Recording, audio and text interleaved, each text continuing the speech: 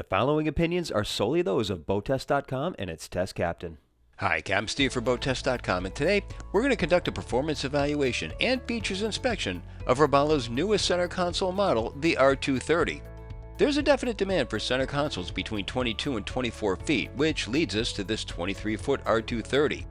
Where their 20-degree variable dead rise and deep V hull design accommodates those deep-sea fishing enthusiasts as well as offers a bit of high-end features, let's dive right in and start with the performance. The Robalo R230 has a length overall of 23 feet, a beam of 8 feet 6 inches, and a draft of 31 inches. With an empty weight of 4,000 pounds, 22% fuel, and 2 people on board, we had an estimated test weight of 4,540 pounds. With a single Yamaha 250 VMAX engine run up to 6,000 RPM in light choppy conditions, we reached a top speed of 52 miles per hour. Best economic cruise came in at 3,500 RPM and 32 miles per hour. At that speed, the 10.8 gallon per hour fuel burn translated into 3 miles per gallon and a range of 241 statute miles, all while still holding back a 10% reserve of the boat's 90 gallon total fuel capacity. If trolling, 600 RPM translated into 4 miles per hour with a fuel burn of 0.6 gallons per hour. For acceleration, we reached 20 miles per hour in 6 seconds, 30 in 8.9, and 40 came and went in 12 seconds. She had the usual characteristics that we've come to find with Robalo, with smooth transitions through the chop and a relatively dry ride. Hard turns showed no chine walk or any adverse characteristics, and she had a solid feel to the helm. Now let's take a look at her features, starting with this aft casting platform. This back seating section really transforms the boat and takes the stage in our opinion. It easily converts to reveal a non-skid casting deck measuring 8 feet 6 inches by 2 feet 2 inches with a depth of 1 foot 5 inches. And all seating is securely fastened down via high-tension bungees. There's also a diamond non-skid finish for when the situation calls for a good grip. The starboard and port side can be individually flipped down to serve as points of entry and egress. Our test boat was outfitted with the Yamaha 250 VMAX. Supporting that single engine was a 6 foot 9 inch by 2 foot swim platform with an engine well depth of 10 inches. The engine mounted to the 6 inch riser at the trailing edge.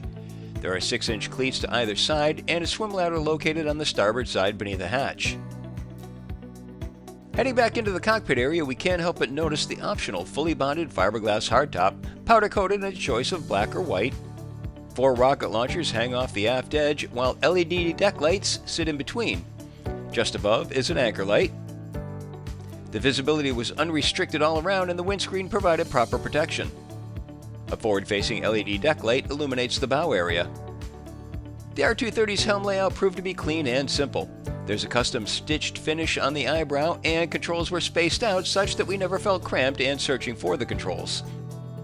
Front and center was a stainless steel C-Star tilt hydraulic steering wheel with Brody knob. Engine controls were well outside of the 2.5 inch ABYC minimum distance from the helm wheel, which took 6 full turns from lock to lock.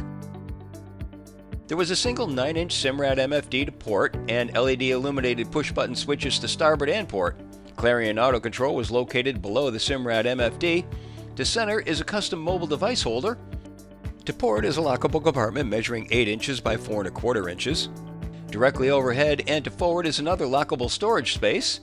The VHF unit is optional. A Ritchie compass sat in the center between the 2 non-skid tray spaces. The Naugahyde vinyl fixed bench helm seat was not only comfortable but wasn't crammed against the helm unit.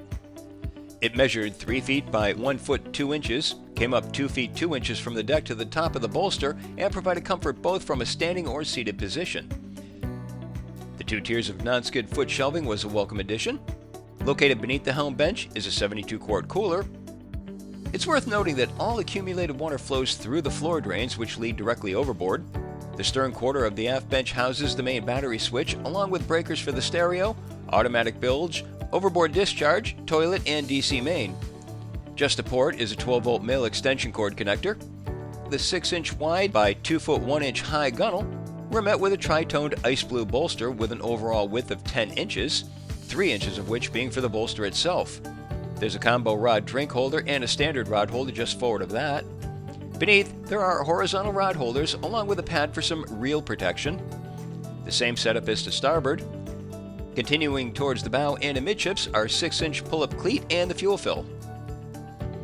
Making our way down the 18-inch wide passageway and past one of the R230's 4 premium audio speakers, we reach the bow area. The layout is symmetrical.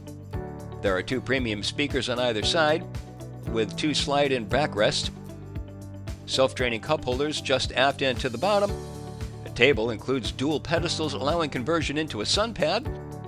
The cushions are removable for conversion to a forward casting deck with 1 foot 3 inches of safety height from the seats to the top of the deck.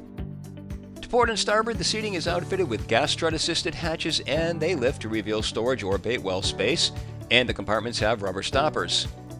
A deck hatch reveals a 1 foot 8 inch deep storage space below. Forward of the seating area, there are 2 6.5 inch pull-up cleats to either side of the anchor locker hatch. Inside, anchor keepers hold a Danforth anchor in place. The road stores below. Directly in front of the helm console, a forward-facing seat integrates into the bow seating area and has grab rails at the base and a bent forward. A lockable starboard slide latch releases the large forward opening door to the head compartment that includes a convenient hanging rod. Inside is an electric freshwater Dometic head. Just below the bow table hardware is fastened to the starboard side. The table stores the port. There was 1 porthole on the port side providing light and ventilation. As a whole, we found the new Robalo R230 to be well thought out in terms of creature comforts and practical sport fishing applications. She's complete with a sizable forward opening head, deeply set versatile bow seating area, and convertible aft seating. She even comes standard with a custom-built trailer. And that's my full features inspection and performance evaluation of the new R230 from Robalo. For BoatTEST.com, I'm Captain Steve. We'll see you on the water.